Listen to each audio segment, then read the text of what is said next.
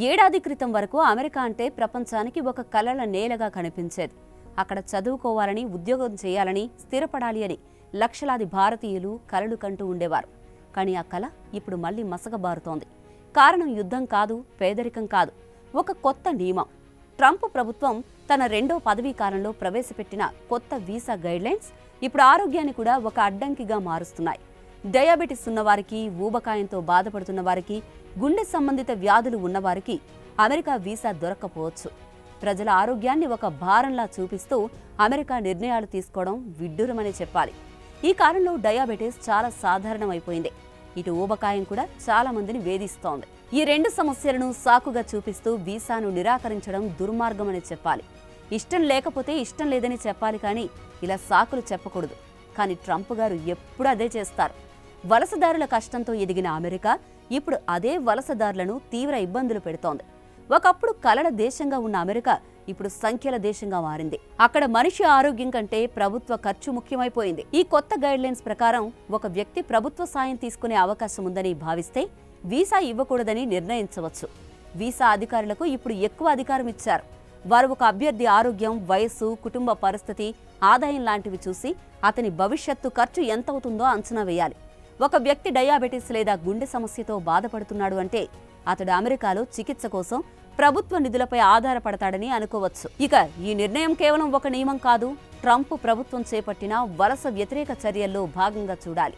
నిజానికి 2016-20 మధ్య ట్రంప్ తన మొదటి పదవీ కాలంలోనూ వలసదారులపై కఠిన చర్యలు తీసుకున్నారు. ఇప్పుడు రెండోసారి అధికారంలోకి వచ్చిన తర్వాత మరింత గట్టిగా వ్యవహరిస్తున్నారు. విద్యార్థుల వీసాలకు గడువు పరిమితులు పెట్టారు. ఉద్యోగ వీసాలకు భారీ రుసుములు విధించారు.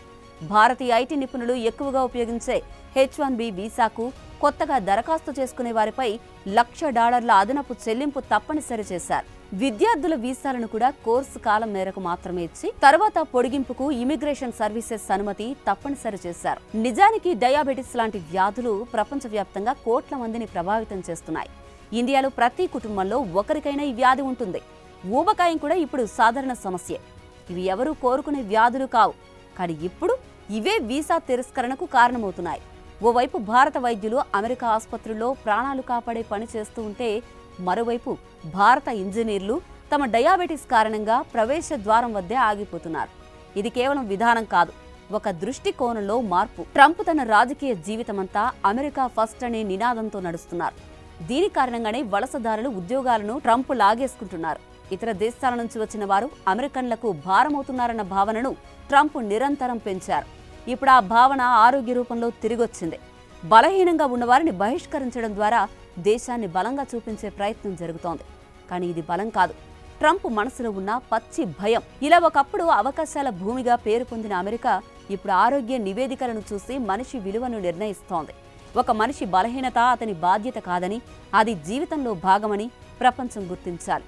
విధానాలు మానవత్వాన్ని మరచినప్పుడు చరిత్ర వాటిని గుర్తుంచుకుంటుంది. సరిహద్దులు కేవలం రేఖలే కాదు, అవి కలలను ఆపే గోడలు.